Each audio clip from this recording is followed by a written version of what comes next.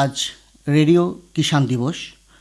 ভারত সরকারের কৃষি এবং কৃষক কল্যাণ মন্ত্রক ও প্রসার ভারতীর উদ্যোগে প্রতি বছরের মতন আজকেও রেডিও কিষাণ দিবস পালিত হচ্ছে সারা ভারতবর্ষ জুড়ে। আজকে একটি খুব গুরুত্বপূর্ণ দিন। আমরা জানি যে ঐতিহাসিক প্রেক্ষাপট থেকে শুরু করে আজ পর্যন্ত এই রেডিও কিষাণ দিবস পালিত হচ্ছে। আর এই বিষয়ে আমরা বিস্তারিত জানব। আমাদের সঙ্গে রয়েছেন কৃষি বিশেষজ্ঞ ডক্টর প্রবোদ্ধ রায়, বিষয়বস্তু বিশেষজ্ঞ, কৃষি সম্প্রসারণ, রথীন্দ্র কৃষি বিজ্ঞান কেন্দ্র, বিশ্বভারতী। সঙ্গে রয়েছে বিপ্লব ঘোষ। নমস্কার প্রবোদ্ধদা। নমস্কার বিপ্লবদা। আজকে একটি খুব গুরুত্বপূর্ণ দিন, আমরা সবাই জানি। তো আপনার কাছে প্রথমেই যেটা জানবো যে রেডিও কিষাণ দিবসের ঐতিহাসিক প্রেক্ষাপট কী? রেডিও কিষাণ দিবসের ঐতিহাসিক প্রেক্ষাপটটিকে নিয়ে যদি আমরা আলোচনা করতে যাই, তাহলে আমার মনে হয় প্রথমে ভারতবর্ষে রেডিও পরিষেবা কী করে এলো সেইটি নিয়ে আমরা একটুখানি সংক্ষেপে আলোচনা করি। আমরা যদি শুধু পশ্চিমবঙ্গ বা কলকাতা শহরের দিকে তাকাই, তাহলে দেখতে পাবো যে 26শে আগস্ট 1927 খ্রিস্টাব্দ সেদিন প্রথম এখানে রেডিও পরিষেবা চালু হলো, এবং চালু হলো একটি বেসরকারি সংস্থার হাত ধরে। নাম ছিল ইন্ডিয়ান ব্রডকাস্টিং কোম্পানি, আইবিসি। এবং এই আইবিসি আবার 1930 খ্রিস্টাব্দে লিকুইডেশনে চলে যায়, অর্থাৎ সেটি কার্যকরী ক্ষমতা আর তার থাকে না। তখন তৎকালীন ব্রিটিশ ভারতীয় সরকার তারা 1936 খ্রিস্টাব্দে একটি অল ইন্ডিয়া রেডিও বলে সংস্থাকে তৈরি করলো। এবং এইখানে একটা জিনিস আমরা আরেকটু আলোচনা করতে হবে যে 1923 খ্রিস্টাব্দে প্রথম ভারতবর্ষে কিন্তু কলকাতা শহর না, তৎকালীন বোম্বে শহর, যার বর্তমান নাম মুম্বাই, সেইখানে প্রথম রেডিও ক্লাব তৈরি হয়েছিল।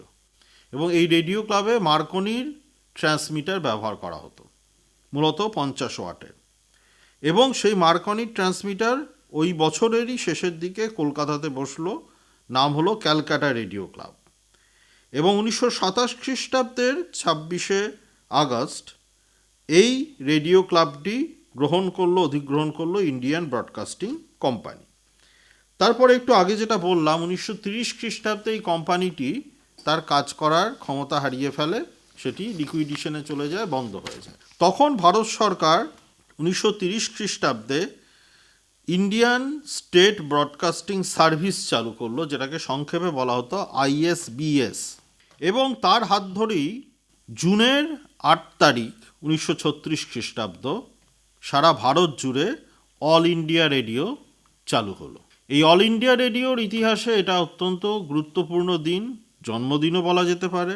ঠিক তার পরেই আমরা দেখলাম আমাদের বিশ্ববিদ্যালয়ের, আমার প্রতিষ্ঠান যে বিশ্ববিদ্যালয়, সেই বিশ্ববিদ্যালয়ের প্রতিষ্ঠাতা গুরুদেব রবীন্দ্রনাথ ঠাকুর 1938-39 সালে এই অল ইন্ডিয়া রেডিওর আনুষ্ঠানিক একটি নামকরণ করলেন, নাম দিলেন Akashvani, voice from the sky বা ভয়েস ফ্রম দ্য ইথার। অর্থাৎ আমরা গুরুদেবের অবদান সমস্ত ক্ষেত্রে আগে যেমন দেখেছি, কৃষি থেকে শুরু করে পল্লী পুনর্গঠন থেকে শুরু করে তার সাহিত্যের জগৎ, ছবি আঁকার জগৎ, সেগুলো তো রয়েইছে। কিন্তু রেডিওর জগতেও যে তার এত বড় একটা পদক্ষেপ, সেটা আজও কিন্তু বহমান।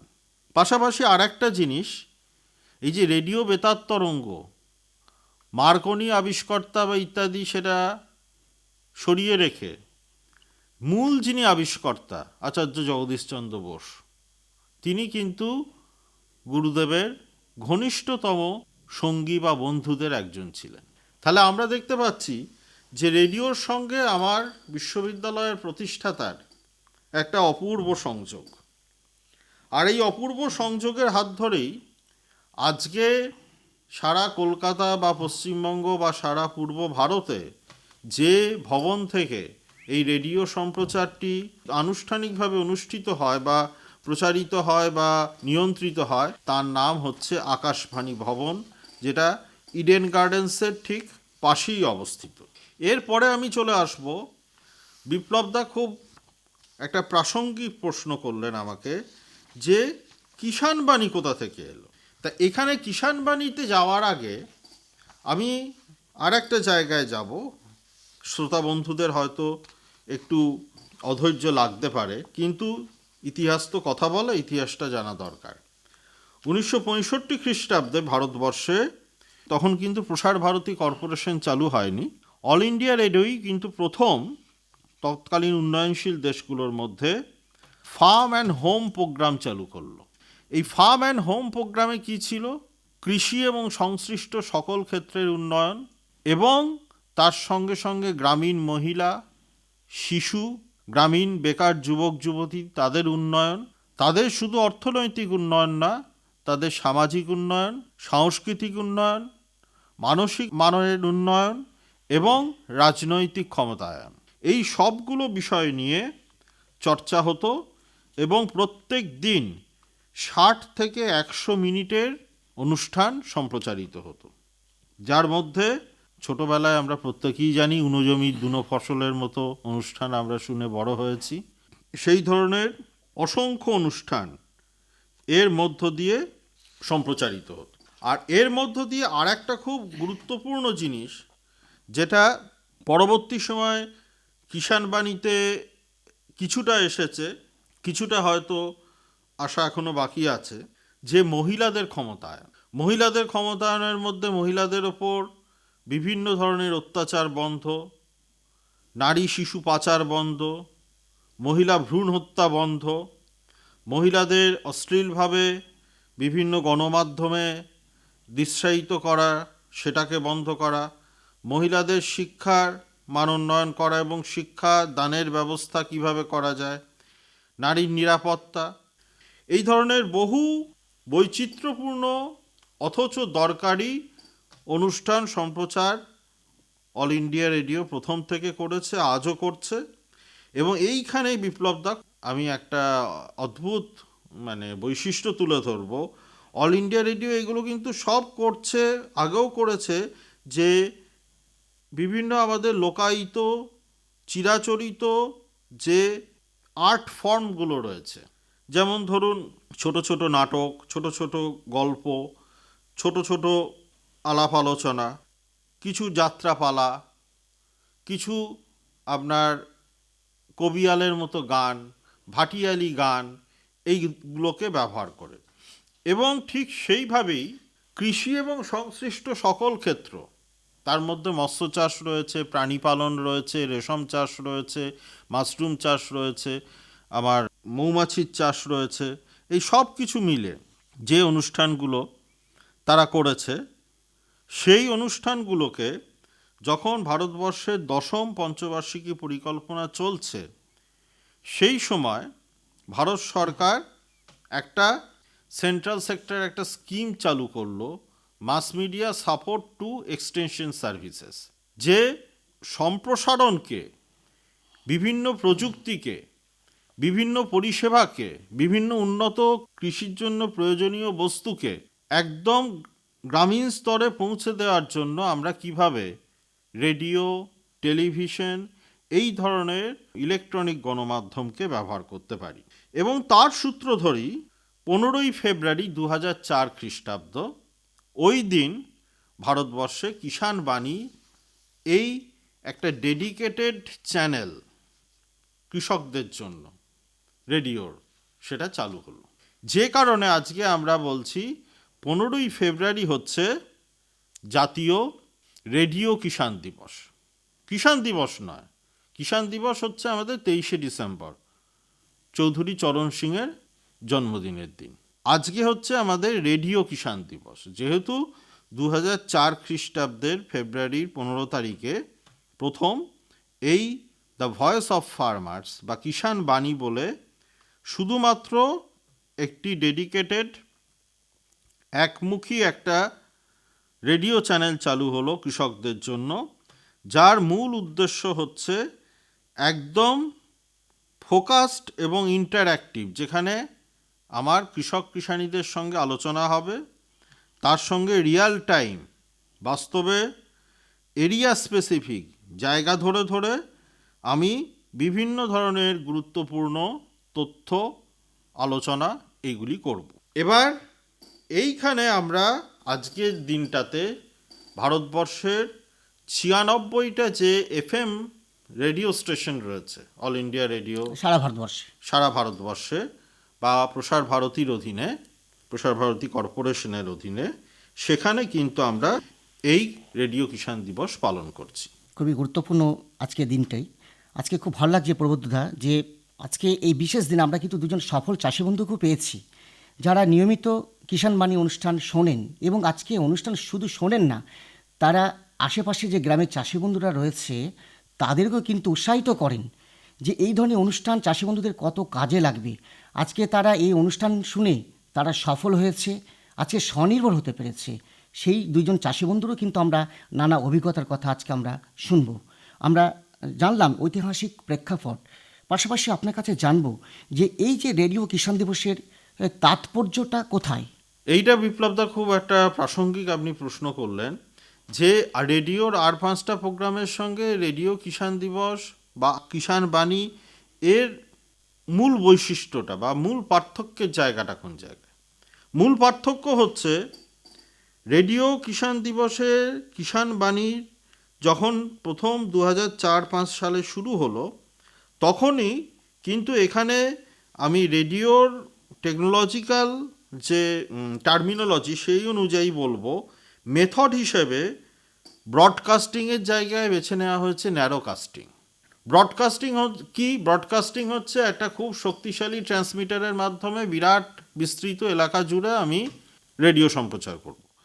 কিন্তু এখানে আমি মূলত এফএম রেডিও স্টেশনের মাধ্যমে একটা সংশ্লিষ্ট জায়গায়, সংক্ষিপ্ত জায়গায় সম্প্রচার করব। তার মূল উদ্দেশ্য হচ্ছে যে একদম সুনির্দিষ্ট একটা এলাকা ভিত্তিক আমি সেখানে তথ্য দেব, যে তথ্যটা সেই অঞ্চলের কৃষক কৃষাণী তার কৃষি সংশ্লিষ্ট বিভিন্ন বিষয়, যেমন আমার উন্নত কৃষি প্রযুক্তি, যেমন বাগিচা চাষ, উদ্যানবিদ্যার, বিভিন্ন ধরনের প্রাণী পালন, বিভিন্ন ধরনের পোলট্রি পালন, বিভিন্ন ধরনের মৎস্য চাষ, বিভিন্ন ধরনের আমার কীটশত্রু পোকা ইত্যাদি একদম সুসংহতভাবে তার ম্যানেজ করা, তাকে নিয়ন্ত্রণ করা। তার সাথে সাথে ফসল বীমা, কিষাণ ক্রেডিট কার্ড এবং প্রধানমন্ত্রী কিষাণ মানধান যোজনা, প্রধানমন্ত্রী কিষাণ সম্মান নিধি, এই ধরনের বিভিন্ন যে কেন্দ্রীয় সরকারি প্রকল্প, সেই প্রকল্পগুলি সম্পর্কে তাদের কাছে আমি নিয়ে যাব। এবং নিয়ে যেতে গিয়ে আমি কি করব, এখানে কিন্তু মূলত 90% আমার যে সম্প্রচারের বিষয়বস্তু সেটা আমার ওই এলাকাতেই তৈরি হবে এবং ওই এলাকাতে যত কৃষক কৃষাণী আছেন, যত আমার কৃষি সংশ্লিষ্ট বিশেষজ্ঞরা আছেন, তারা আলোচনা করবেন। এবং প্রতিদিন 30 মিনিট করে এই প্রোগ্রামটা সম্প্রচার হবে, সাধারণত সপ্তাহে 6 দিন। পরবর্তী সময় এটা সপ্তাহে 3 দিন হয়েছে এবং তার সঙ্গে আমরা মাননীয় প্রধানমন্ত্রীর মন কি বাত বা এই ধরনের বিভিন্ন কৃষি সংশ্লিষ্ট আরও যে সরকারি সম্প্রচারগুলো রয়েছে সেইগুলো আমরা যোগ করেছি। এবং এর সাথে সাথে আমরা রেডিওর মেথোডোলজি হিসেবে একটা জিনিস আমরা বারবার বলছি যে এখানে একটা কৃষি ক্লাসের মতো ব্যবস্থা, যেখানে কৃষকরা এসে সরাসরি তারা বিশেষজ্ঞদের সঙ্গে আলাপ আলোচনা করতে পারবে, তার সমস্যার কথা বলতে পারবে, তার সমাধানের একটা দিশা পাবে। যে জন্য অল ইন্ডিয়া রেডিওর যে 96টা এফএম রেডিও স্টেশনের একটা বিস্তারিত নেটওয়ার্ক রয়েছে, যেটা ভারতের অধিকাংশ আপনার গ্রামীণ এলাকাকে কভার করে, সেইটাকে ব্যবহার করা হচ্ছে। তার সাথে সাথে এটাকে এমনভাবে তথ্যটা পরিবেশন করা হচ্ছে যাতে নিরক্ষর বা প্রায় নিরক্ষর কৃষক কৃষাণীর কাছে তথ্যটা কাজে লাগে এবং তার সাথে সাথে একদম আপডেটেড, অর্থাৎ একদম সাম্প্রতিকতম তথ্য এবং খুব ফোকাসড, অর্থাৎ একদম নির্দিষ্ট করে তথ্যটা যাতে দেওয়া যায়, সেই জন্য কিন্তু আমরা এখানে চেষ্টা করছি। আমরা খুবই গুরুত্বপূর্ণ বিষয় একটা জানতে পারলাম বিশেষজ্ঞ প্রবোধদা কাছে। আরেকটি বিষয় আপনাকে জানবো যে ভারতবর্ষের একদিকে কৃষি এবং যে সংশ্লিষ্ট যে ক্ষেত্রগুলো রয়েছে, এই ক্ষেত্রের জন্য কিষাণ বাণী কৃষক সম্প্রদায়ের জন্য কি ভূমিকা পালন করছে? একটু আগে আপনি যেটা বললেন যে কিষাণ বাণী কি ভূমিকা পালন করছে, দুজন আমার কৃষক কৃষাণী বন্ধু বান্ধবী এখানে আছেন, তারা বলবেন বিস্তারিতভাবে। তার সাথে সাথে আমি একজন কৃষি বিজ্ঞানের ছাত্র হিসেবেই বলবো যে এই যে 96টা রেডিও স্টেশন, তার আগে আমরা 1965 সাল থেকে ফার্ম অ্যান্ড হোম ভিজিট, যেগুলো মূলত মিডিয়াম ওয়েভ এবং শর্ট ওয়েভ নেটওয়ার্কে করা হতো, তার সাথে সাথে আমরা এখন যেটা করছি যে এই কিষাণ বাণীতে নির্দিষ্ট করে আপনি যেটা জানতে চাইছেন, প্রতিদিন আজ কি খবরে, এটা আমি হিন্দিতে বলছি, আজকের খবর, অর্থাৎ আজকে গুরুত্বপূর্ণ যে খবরগুলো রয়েছে, আজকের বাজার অর্থাৎ কৃষি বাজার, আজকের কৃষি সংশ্লিষ্ট বিভিন্ন আবহাওয়ার খবর, আজকে যদি বিশেষ কোনো ঘটনার উল্লেখ করতে হয় সেই ঘটনার উল্লেখ থাকছে, তার সাথে সাথে আজকে কিষাণ ফার্মার অফ দ্য ডে এই ধরনের কোনো ইন্টারভিউ নেওয়ারও ব্যবস্থা থাকছে, এবং দেশ বিদেশের খবর, দেশ বিদেশের খবরও সংক্ষিপ্তভাবে দেওয়া হচ্ছে, যেহেতু সামগ্রিকভাবে এটা হচ্ছে 30 মিনিটের প্রোগ্রাম। এবং এইখানে আরেকটা জিনিস আমি একটু আগেই বলেছিলাম যে এইটা ফার্ম অ্যান্ড হোম ভিজিটের সঙ্গে এর পার্থক্যটা কোথায়? ফার্ম অ্যান্ড হোম ভিজিট ছিল ব্রডকাস্টিং, বিস্তীর্ণ এলাকা জুড়ে হবে, যেটা মিডিয়াম ওয়েভ শর্ট ওয়েভের মাধ্যমে ছড়াবে। আর এটা যেহেতু এফএমের মাধ্যমে ছড়াবে, এটা একটা জেলা বা 2-3টে জেলা সংশ্লিষ্ট 2-3টে জেলা নিয়ে হয়তো যাবে, এবং সেখানে একদম স্থানীয় ডায়ালেক্ট অর্থাৎ স্থানীয় ভাষায় স্থানীয় কৃষি এবং সংশ্লিষ্ট ক্ষেত্রের সমস্যা, তার আলাপ আলোচনা, তার প্রযুক্তি, তার পরিষেবা, তার উন্নত কোনো বস্তু, কোনো সমস্যার সমাধানে কোথায় যাব, কোনো কৃষি বিজ্ঞান কেন্দ্র হোক বা রাজ্য সরকার বা কেন্দ্রীয় সরকারের কোনো সংস্থা, তার কোনো অফিস হোক, বা কোনো কৃষি বিশ্ববিদ্যালয় হোক, বা আমাদের মতো কেন্দ্রীয় বিশ্ববিদ্যালয় যার কৃষি বিভাগ আছে, পল্লী শিক্ষা ভবন, ইনস্টিটিউট অফ এগ্রিকালচার, সেই ধরনের কোনো জায়গা হোক, সেইখানে নির্দিষ্ট অ্যাগ্রোক্লাইমেটিক জোন, কৃষি আবহাওয়া জোনের ওপর, এলাকার ওপর ভিত্তি করে, এবং সেইখানে কিভাবে ওই এলাকায় কি কৃষি সংশ্লিষ্ট ক্ষেত্রের কাজ হয়, সে তার ওপর নির্ভর করে মূলত এই প্রোগ্রামগুলোকে সাজানো হয়। তাহলে এইবার আপনি বুঝতে পারছেন যে কিষাণ বাণীর প্রোগ্রাম এবং ফার্ম অ্যান্ড হোম ভিজিটের প্রোগ্রামের একটা মৌলিক পার্থক্য রয়েছে। অর্থাৎ কিষাণ বাণী হচ্ছে একদম সরাসরি ডাইরেক্ট অ্যাকশন অ্যাপ্রোচ, এবং এই অ্যাপ্রোচটাকে আমরা রেডিও ব্রডকাস্টের ভাষায় বা ন্যারোকাস্টিংয়ের ভাষায় বলি অ্যাকশন অ্যাপ্রোচ। একদিকে ন্যারোকাস্টিং মেথোডোলজি আর একদিকে ডাইরেক্ট অ্যাকশন অ্যাপ্রোচ, এই দুটোর ওপর ভিত্তি করে কিষাণ বাণী দাঁড়িয়ে রয়েছে। এবং 96 থেকে আমাদের স্বপ্ন আগামী দিনে 1000 FM স্টেশনে ছড়িয়ে যাবে এই কিষাণ বাণীর অনুষ্ঠান। ঠিক। আজকে প্রবোধদা এই রেডিও কিষাণ দিবসের খুব গুরুত্বপূর্ণ তথ্য আমাদের সামনে তুলে ধরলেন। বিশেষ করে ভারতবর্ষের কৃষি সংশ্লিষ্ট ক্ষেত্রের একদিকে উন্নয়ন, অন্যদিকে আধুনিকীকরণের অল ইন্ডিয়া রেডিও বা আকাশবাণী কী ধরনের ভূমিকা পালন করছে, কিষাণ বাণী কৃষক সম্প্রদায়ের জন্য কী ভূমিকা পালন করছে, আজকে এই বিশেষ দিনে গুরুত্বপূর্ণ তথ্য আমরা কৃষি বিশেষজ্ঞ ডক্টর প্রবোধ দা কাছ থেকে জানতে পারলাম, এবং সকলকেই আজকে আমাদের ধন্যবাদ। নমস্কার। নমস্কার। নমস্কার। আপনারা শুনছেন রেডিও কিষাণ দিবসের বিশেষ অনুষ্ঠান, আর সেই অনুষ্ঠানের একটি বিশেষ পর্বে আপনাদের সঙ্গে আমি প্রদ্যোতন চট্টোপাধ্যায়, এবং আমার সঙ্গে রয়েছেন বিশিষ্ট প্রগতিশীল চাষী বন্ধু অনিমেষ মণ্ডল। সেই 1965 সালে যেদিন আকাশবাণীর ফার্ম অ্যান্ড হোম ইউনিট চালু হলো, বা তারও আগে 1956 সালে যখন তদানীন্তন অল ইন্ডিয়া রেডিওতে চাষবাস সংক্রান্ত অনুষ্ঠান শুরু হলো, তখন থেকেই চাষী বন্ধুদের সঙ্গে আকাশবাণীর একটা নিবিড় সম্পর্ক গড়ে উঠেছে। একদিকে আকাশবাণী চেষ্টা করেছে চাষবাস সংক্রান্ত সমস্ত খবরাখবর নিয়মিতভাবে চাষী বন্ধুদের কাছে তুলে ধরতে, অন্যদিকে আকাশবাণী নিয়মিতভাবেই সম্প্রচার করে চলেছে সফল চাষী বন্ধুদের সফলতার কথা, তাদের ভাবনা, তাদেরই কণ্ঠস্বরে। তবে এই সম্পর্ক সম্পূর্ণ অন্য মাত্রা পেয়েছে 2004 সালে কিষাণ বাণী অনুষ্ঠান শুরু হবার পর থেকে। কিষাণ বাণী অর্থাৎ চাষি বন্ধুর কণ্ঠে চাষি বন্ধুর কথা। কিষাণবাণীর এই অনুষ্ঠানগুলিতে চাষি বন্ধুরা নিয়মিতভাবে উপস্থিত থাকেন, হয় স্টুডিওতে অথবা বাইরে থেকে রেকর্ড করে আনা তাদের কণ্ঠস্বরের মাধ্যমে, অথবা ফোন ইন অনুষ্ঠানে ফোন করে। এবং তারা যখন এই আকাশবাণীর অনুষ্ঠানে এভাবে হাজির হন, তখন আকাশবাণীর এই অনুষ্ঠানটি প্রকৃত অর্থেই কৃষকের বাণী হয়ে ওঠে।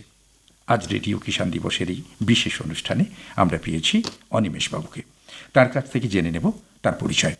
নমস্কার, আমি অনিমেষ মণ্ডল, সাহাপুর গ্রামের একজন কৃষক। আমার সাঁইথিয়া ব্লকের অধীনস্থ ভবনখোল পঞ্চায়েত। অনিমেষবাবু, চাষবাস কতদিন ধরে? প্রায় 35 বছর ধরুন। তার মানে শুরুতে বাবা কাকার সঙ্গে, বাবা কাকাদের সঙ্গে থেকেই আমি চাষবাসে রপ্ত হয়েছি।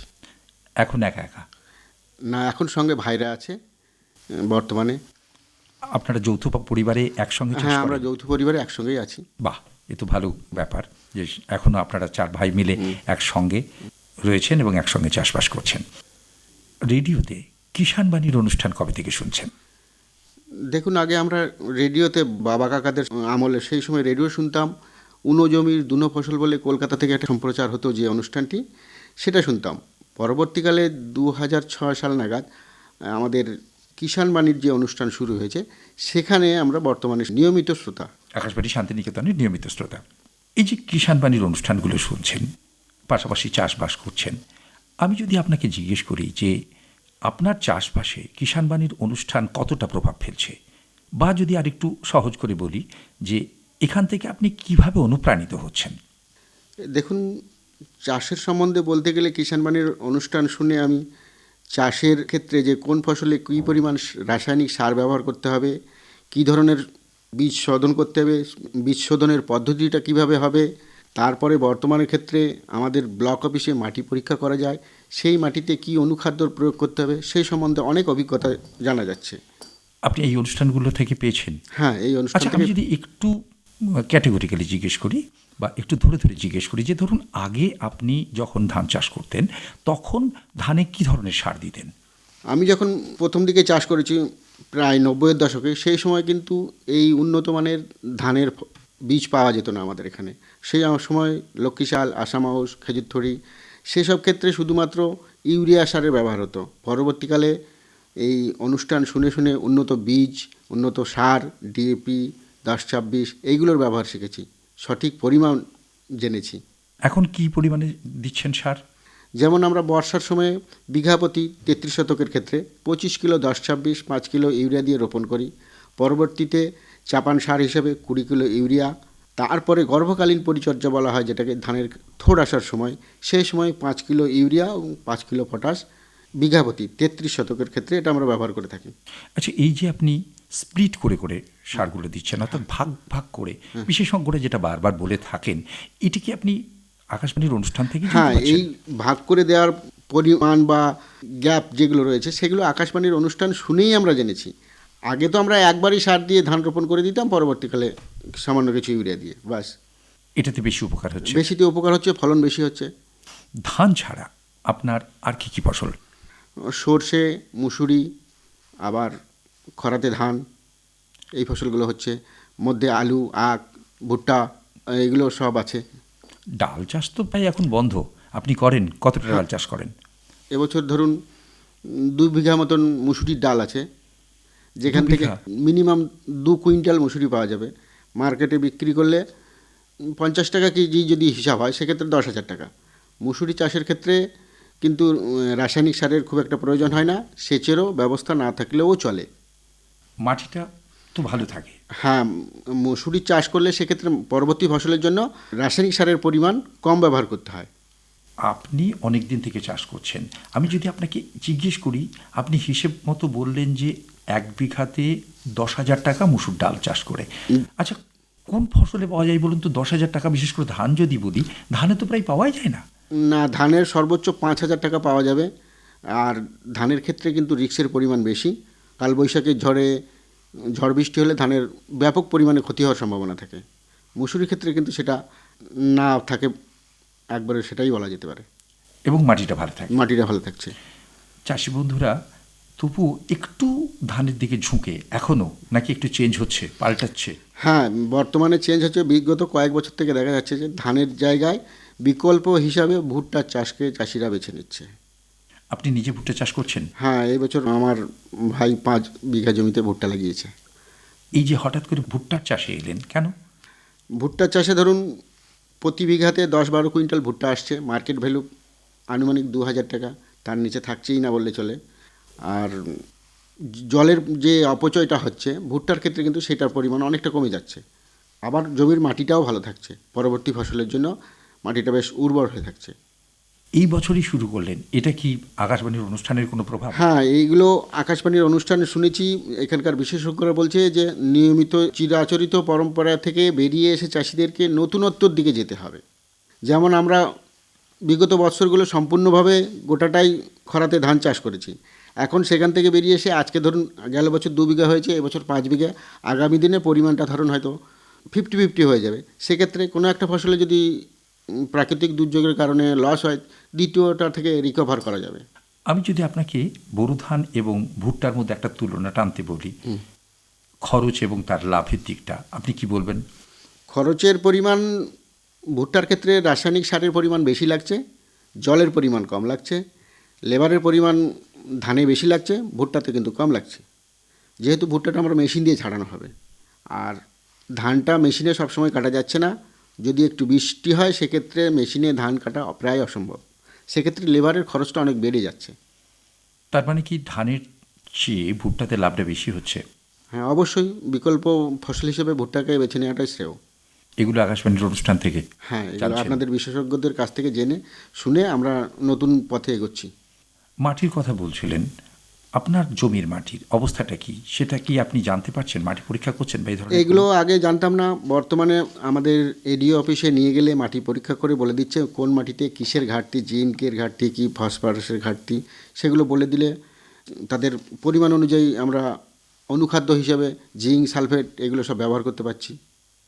এই মাটি পরীক্ষার ব্যাপারটা আপনি কোথা থেকে জানলেন? আপনাদের এই রেডিওর প্রোগ্রামের মাধ্যম থেকে জেনেছি। রেডিও প্রোগ্রামের মাধ্যমে জানছেন। আপনি যেটা আমাকে বলছিলেন যে আপনার একটা ফল বাগান আছে। হ্যাঁ, ফলের বাগান আছে। সেখানে আম, কাঁঠাল, লিচু, পেয়ারা, কাগজি লেবু, কলা, কলার বিভিন্ন ভ্যারাইটির কলা আছে। যেমন সবজির জন্য কাঁচা কলা, পাকা কলা, সিঙ্গাপুরি। এটা কবে থেকে শুরু করেছেন? এটা প্রায় 10 বছর থেকে শুরু করেছি। আমাদের ব্লকের তখনকার এডিও সাহেবের অনুপ্রেরণাতেই আমি প্রায় 50 শতক জায়গাতে বাগানের চাষ শুরু করেছিলাম। আচ্ছা, এই যে বাগানটা বানিয়েছে এটা কি জমি ছিল? হ্যাঁ, এটা জমি ছিল। হঠাৎ মানে জমি থেকে বাগানে গেলেন কেন? জমিটা ছিল বাড়ির কাছাকাছি। সেখানে লোকের হাঁস মুরগিতে অত্যাচার করতো, ছাগল গরু সব। ফসল ঠিক মতন পেতাম না। দেখা যেত 50 শতক জমি থেকে আমি বছরে 5,000 টাকাও পাচ্ছি না। সেখানে আজকে বাগান লাগিয়ে ধরুন 50 কান্দি কলা বিক্রি করলেই তো 100 টাকা হিসাবে 5,000 টাকা আমার চলে আসছে। আমার তো শুধু কলা থেকে? শুধু কলা থেকেই আসছে। আমে? আমে ধরুন বর্তমানে এক একটা গাছে 20 থেকে 30 কেজি হারে ফল আসছে। সেটা যদি 15 টাকা করে বিক্রি হয় তাহলে আপনি হিসাব করুন। 300 টাকা? 300 টাকা। 300 টাকা? 3 থেকে 500 টাকা আসছে। 3 থেকে 500 টাকা। আপনার কতগুলো গাছ আছে? বর্তমানে 70টার কাছাকাছি গাছ আছে, ফল যেটা দেবার উপযুক্ত। 70টা, মানে প্রায় 30 থেকে 35,000 টাকা। 35,000 টাকা। আচ্ছা, এই চারাগুলো কোত্থেকে পেয়েছিলেন? এই চারা আমি কিছু মার্কেট থেকে কিনেছিলাম, আর কিছু আমাদের এডিও অফিস থেকে আমাকে দেওয়া হয়েছিল। আচ্ছা, আর এই যে যত্ন পরিচর্যার দিকগুলো?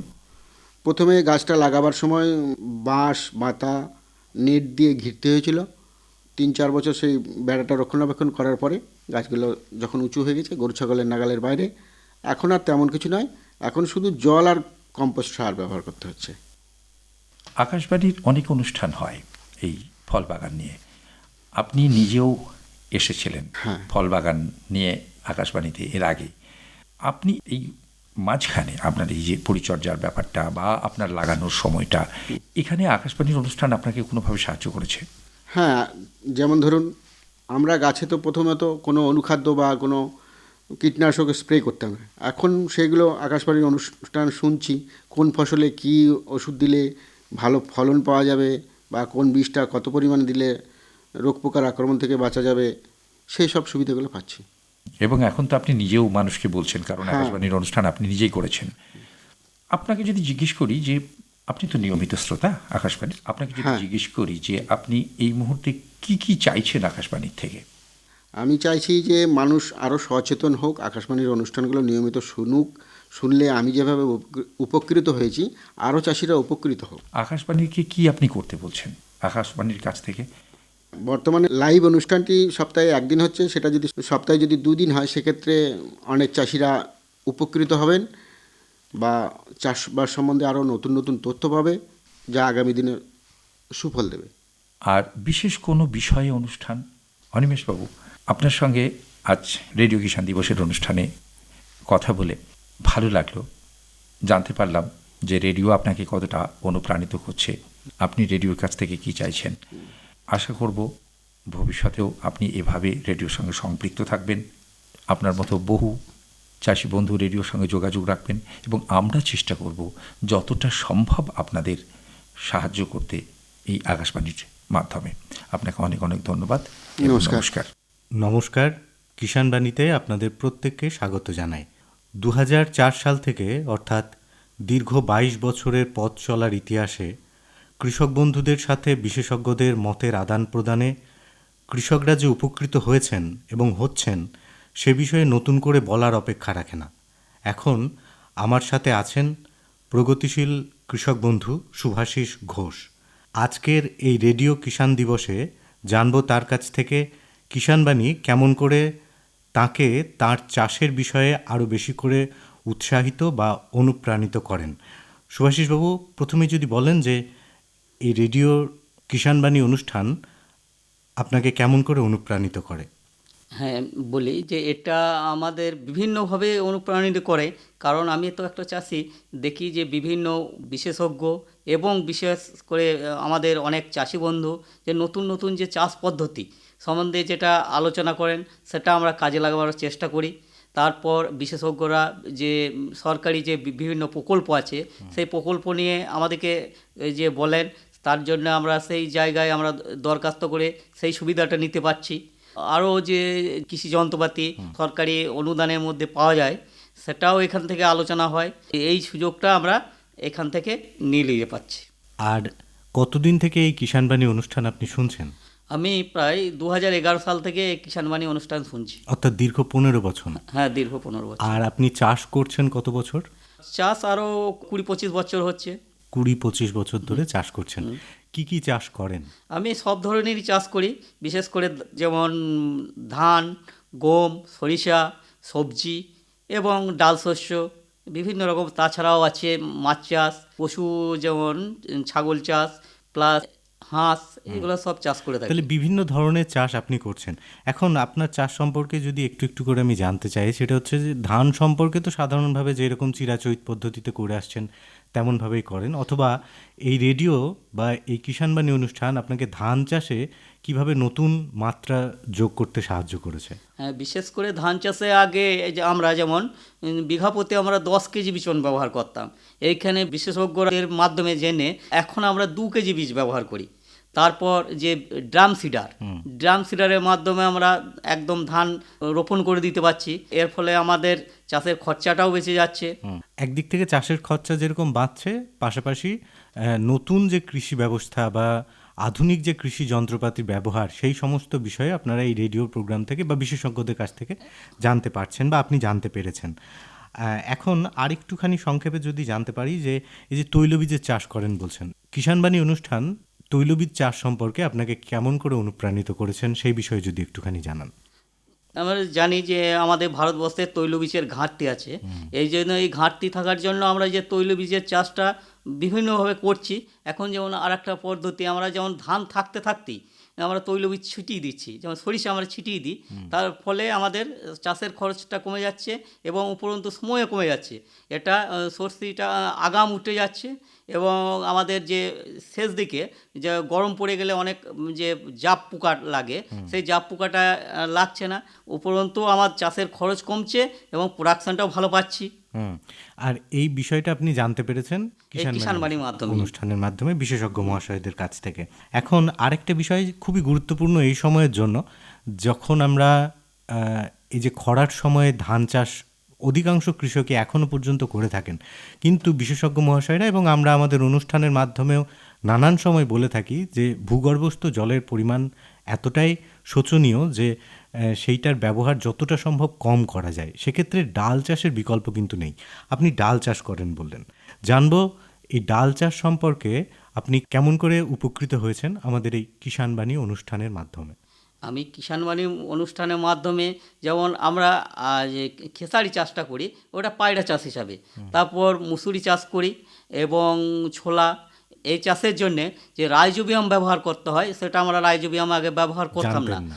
এটা এখন এই যে স্যারদের কাছে শুনে যে রাইজোবিয়াম ব্যবহার করছি। তারপর বিভিন্ন ক্ষেত্রে আমরা জৈব পদ্ধতিতেই ব্যবহার করে থাকি। যেমন কোনো যদি পোকা টোকা লাগে সেখানে আমরা নিম জাতীয় ওষুধ ব্যবহার করছি, তাতে আমাদের ফসলটাও ভালো থাকছে এবং শরীরের পক্ষে এটা উপকারী হচ্ছে। একেবারেই খুব গুরুত্বপূর্ণ একটি বিষয়ে সুভাষিসবাবু বলেছেন যে জৈব চাষ আমরা কিন্তু এখন চাষি বন্ধুরা নতুন করে ভাবনা চিন্তা শুরু করছেন, এবং এই জৈব চাষ করতে গেলে আমাদের অনেক কিছু জানতে হবে, কারণ এই পদ্ধতি একটা সময় ছিল কিন্তু মাঝখানে আমরা এই চাষ সম্পর্কে প্রায় ভুলে গিয়েছিলাম। সুতরাং এই জৈব চাষ সম্পর্কে যদি আরও বেশি করে জানতে হয় তাহলে কিন্তু আমাদের এই কিষাণ বাণী অনুষ্ঠান আপনাকে শুনতেই হবে, কারণ এখানে বিভিন্ন বিশেষজ্ঞ মহাশয়রা এসে তাদের সুচিন্তিত মতামত আপনাদের জন্য কিন্তু রাখেন। এখন আরেকটি বিষয়, আপনি পশুপালন করেন, সেখানেও আমি জানতে চাইবো যে আমাদের এই অনুষ্ঠান আপনাকে কেমন করে সাহায্য করেছে। হ্যাঁ, পশুপালন যেমন আগে আমরা যে পশুপালন করতাম, যে পশু যেমন ছাগলের ক্ষেত্রে আমরা বাড়িতে এসে মাটির নিচে ছাগলগুলা রাখতাম, তাতে দেখতাম যে সারা বছরই রোগ জ্বালা লেগেই থাকতো। তারপর এখানে বিশেষজ্ঞদের কথা শুনে একটা পাটাতন তৈরি করে তার উপরে রাখছি, তাতে আমার ছাগলের অসুখ বিসুখ কম হচ্ছে। তারপর ছাগলে প্রায় মহামারী লেগে থাকতো, সেই জন্য এখানে বিশেষজ্ঞরা যে আলোচনা করেন যে ভ্যাকসিন, যেমন পিপিআর, গোট পক্স, এই ভ্যাকসিনগুলা যেমন বছরে 2বার করে আমরা ব্যবহার করছি, তার ফলে আমাদের ছাগলের মরার হারটা অনেক কমে গেছে। এর দিক থেকে আমরা উপকৃত হচ্ছি। এই বিষয়গুলো আমাদের কিষাণ বাণী যদি না শুনতাম তাহলে এই জিনিসগুলো আমরা জানতে পারতাম না, আর এইগুলো না জানার ফলে আমাদের লোকসানটা হয়েই যাচ্ছে। সুতরাং এখন এই লোকসানটাকে আটকানো গেছে। আর সত্যি সত্যি যদি চাষ সম্পর্কে আমরা খুব সহজেই ভেবে নিই যে এটা তো এমনিই করা যায়, কারণ আমাদের বাবা এবং ঠাকুর দাদারা করে এসছেন, সুতরাং আমরাও খুব সহজেই করে ফেলতে পারবো, কিন্তু চাষের সম্পর্কেও যে নতুন যে তথ্য, সেই সমস্ত তথ্য আমাদের এই কিষাণ বাণী অনুষ্ঠানে কিন্তু বিশেষজ্ঞ মহাশয়রা এবং যারা প্রগতিশীল চাষি বন্ধু রয়েছেন তারা প্রতিনিয়ত তুলে ধরছেন। তাদের কাছ থেকে এই মতামত নিয়ে যদি এই চাষের কাজে এগিয়ে যেতে চান তাহলে আপনার প্রসার যে সুদীর্ঘায়িত হবে সে বিষয়ে খুব একটা না চিন্তা করলেও চলে। এখন আরেকটা বিষয় একেবারে সংক্ষেপে আপনার কাছে জানবো, সেটা হচ্ছে মাছ চাষ আপনি করেন বলছেন। মাছ চাষ সম্পর্কেও অনেক চাষি বন্ধুদের কাছ থেকেই শোনা যায় যে মাছের বিভিন্ন রোগ হয় এবং বিভিন্ন সময় মাছ খেতে চায় না, মারা যায়। সেই সমস্ত বিষয়ে আমাদের বিশেষজ্ঞ মহাশয়রা কিন্তু অনেক সময় অনেক রকমের মতামত দিয়ে থাকেন। তো মাছ চাষ এই বিষয়টায় আপনাকে কিষাণ বাণী কেমন করে সাহায্য করেছে? যে মাছ চাষে আমরা আগে যেমন বিভিন্ন রকম ওষুধ এবং খাবার বাইরে থেকে আমরা সংগ্রহ করতাম, তাতে আমাদের খরচটা বেশি হতো। এখানে যে বিশেষজ্ঞরা আলোচনা করেন যে বাড়ির মধ্যেই যে কিভাবে যে সুষম খাদ্য বানিয়ে নিয়ে যাওয়া যায়, তারপর বাড়ির যে মেটেরিয়ালসগুলো রয়েছে সেইখান থেকে ওষুধ যেমন হলুদ এবং নুন এসব ব্যবহার করে যে পুকুরের জলে যদি ছিটিয়ে দেওয়া হয় তাহলে মাছের রোগ জ্বালা অনেক কমে যায়। এগুলো আমরা এখন এইগুলো ব্যবহার করছি, তার ফলে আমাকে বাজার থেকে ওষুধ কিনতে হচ্ছে না। আর যে আগে অনেক ওষুধ এসব কিনে আমাদের বেকার পয়সাটা খরচ হতো। ঠিক, সুভাষিসবাবু একটি খুব গুরুত্বপূর্ণ বিষয় তুলে ধরেছেন আমাদের এই আজকের অনুষ্ঠানের মাধ্যমে, সেটা হচ্ছে যে উনি চেষ্টা করছেন যতটা সম্ভব ওনার চাষকে জৈব চাষের দিকে নিয়ে যেতে। আর আমি আগেই বললাম যে জৈব চাষ একটা সময় হয়ে এলেও পরবর্তীতে কিন্তু চাষি বন্ধুরা প্রায় ভুলেই গিয়েছিলেন। সুতরাং এই জৈব চাষকে যদি আবার সত্যি সত্যি ফিরিয়ে আনতে হয় তাহলে আমাদের এই অনুষ্ঠানের অর্থাৎ কিষাণ বাণীর বিকল্প কিন্তু কিচ্ছু নেই। এখন আপনার কাছ থেকে আরেকটি বিষয় জানবো, সেটা হচ্ছে আপনি প্রথমেই আমাদেরকে বলেছেন আমাদের এই অনুষ্ঠানের মাধ্যমে, যেটা হচ্ছে গভর্নমেন্ট যে বিভিন্ন রকমের স্কিম নিয়ে আসেন সেই সমস্ত বিষয়ে আপনারা এই অনুষ্ঠানের মাধ্যমে জানতে পারেন। আপনি কি নিজে কোনো রকমভাবে উপকৃত হয়েছেন? হ্যাঁ, সে তো অবশ্যই হয়েছি। যদি আমাদের যেমন আছে পিএম কিষাণটা এখানে শুনিয়ে আমরা করেছি। তারপর বিভিন্ন সময়ে যেমন যন্ত্রপাতি দেওয়া হয় সাবসিডি আকারে, সেটা এখান থেকে পাচ্ছি। তারপরে কেসিসি কেসিসিটাও এখান থেকে জেনে আমরা ব্যাংকের মাধ্যমে কেসিসি করেছি। তারপর যে আরও যে নানা রকম প্রকল্প রয়েছে সেই প্রকল্পে আমরা নাম নথিভুক্ত করেছি। আপনি নিজে তো এই সমস্ত প্রকল্পগুলির বিষয়ে জেনেছেন এবং উপকৃত হচ্ছেন। আমি আমার নিজস্ব আগ্রহের জন্য একটুখানি জানতে চাইবো যে আপনি এই যে অনুষ্ঠান থেকে নিজে শুনে এই সমস্ত প্রকল্পগুলিতে আবেদন করেন, আপনি কি অন্যান্য কৃষক বন্ধুদেরও এই বিষয়ে উৎসাহিত করেন? সে তো অবশ্যই করি, কারণ আমি উপকৃত হয়ে তো লাভ নেই, আবার পারিপার্শ্বিক সবাই যদি উপকৃত হয় সেক্ষেত্রে আমারও উপকারটা আসবে। এই কিষাণবাণীর অনুষ্ঠান আকাশবাণী শান্তিনিকেতনে যখন থেকে শুরু হয়েছে, আপনি তার কিছুটা পর থেকেই প্রায় শোনা শুরু করেছেন, কিছু বছর পরেই। আমি আপনার কাছ থেকে জানতে চাইবো, একজন প্রগতিশীল কৃষক বন্ধু এবং আমাদের এই কিষাণবাণী অনুষ্ঠানের একজন নিয়মিত শ্রোতা হিসাবে আপনি কোনো মতামত দিতে চান আমাদের এই আকাশবাণীকে, যাতে করে আমাদের এই কিষাণবাণী অনুষ্ঠান আরও সুন্দর হয়ে উঠতে পারে? হ্যাঁ, বিশেষ করে যে এখানে আগে সপ্তাহে 6 দিন প্রোগ্রামটা হতো, সেটা এখন 3 দিন করে দিয়েছে। এবার আমরা ওই টাইমটায় কিষাণবাণী শোনার জন্যেই প্রস্তুত থাকতাম। এটা আমাদের একটা খারাপ লাগছে। আগে 2 দিন করে লাইভ প্রোগ্রামটা হতো, এখন সেটা 1 দিন হয়ে গেছে। এই লাইভ প্রোগ্রামটা যদি 2 দিন করা যায় তাহলে আমরা সরাসরি বিশেষজ্ঞদেরকে প্রশ্ন করতে পারতাম এবং সেক্ষেত্রে আমরা আরোখানি উপকৃত হতাম। অর্থাৎ সরাসরি যদি বিশেষজ্ঞ মহাশয়দের সঙ্গে আপনাদের একটা কথাবার্তা বলার সুযোগ আরও বাড়ে, তাহলে সেটার ক্ষেত্রে আপনারা অনেক বেশি উপকৃত হতে হ্যাঁ, পারবেন। অনেক বেশি উপকৃত হব। আরেকটা আমি আবেদন করছি যে আমাদের যে কৃষক বন্ধুরা কিষাণবাণী অনুষ্ঠানে আসে, তাদের যদি একদিন কোনো এখানে বছরের শেষে একবার করে সমাবেশ করা হয়, তাহলে আমাদের একটা শহরের মধ্যে একটা আদান প্রদানটা ভালো হয়। হ্যাঁ, সেটা যদি কিষাণবাণী অনুষ্ঠানের মাধ্যমে যদি হয়, সেটা আমি কর্তৃপক্ষের কাছে আবেদন রাখছি। একেবারেই খুব সুন্দর আপনি আমাদের এই অনুষ্ঠানের সঙ্গে আলোচনা করেছেন, এবং আপনার কাছ থেকে একেবারে সবার শেষে আর একবার একটা ছোট্ট করে জানতে চাই যে জৈব চাষ এই বিষয়টাতে আমি সত্যি খুব অভিভূত হয়েছি আপনার এই ভাবনায়। সেখানে জানতে চাইবো যে এই যে একটা সময় নিশ্চয়ই আপনি রাসায়নিক চাষ করতেন, জৈব চাষ করার দিকে আপনার যে মানসিকতা, সেই ক্ষেত্রে রেডিও আপনাকে কতটা সাহায্য করেছে? রেডিও তো ব্যাপকভাবেই সাহায্য করছে, কারণ তো আমরা আগে জানতাম না, আগে বাজার থেকে সার কিনতাম আর দিয়ে দিতাম। আমাদের যে আমি একটা কথা আপনার কথার মাঝখানে যোগ করতে চাইবো, সেটা হচ্ছে অধিকাংশ কৃষক বন্ধুরাই কিন্তু এমনটাই করেন যে তারা বাজার থেকে বা দোকান থেকে সার এবং ওষুধ বা বিষ যাই বলুন না কেন, সেটা তারা সংগ্রহ করেন। আমাদের বাড়ির সামনেই যে গাছের পাতা, তারপর যে রান্নার খোসা টোসা, এগুলা দিয়ে আমরা যে একটা কম্পোস্ট সার তৈরি করছি, এই কম্পোস্ট সারটা যে কত কাজের, এবং কেঁচো সার এগুলো যে কত কাজের সেটা তো আমরা জানতাম না। এগুলা জানার ফলে আমাদের খরচাটাও কমছে, উপরন্তু বিষমুক্ত একটা খাবার পাচ্ছি, নিজেও খাচ্ছি এবং সমাজকেও খাওয়াতে পারছি। এর জন্য আমি বেশ আনন্দিত। একেবারেই অনেক অনেক ধন্যবাদ আপনাকে সুভাষিসবাবু, আমাদের সঙ্গে এই আলোচনায় অংশগ্রহণ করার জন্য, এবং যারা আমাদের সঙ্গে এই অনুষ্ঠান শুনলেন তাদের প্রত্যেককে ধন্যবাদ এবং নমস্কার জানিয়ে রেডিও কিষাণ দিবসের এই বিশেষ অনুষ্ঠান এখানেই শেষ করলাম।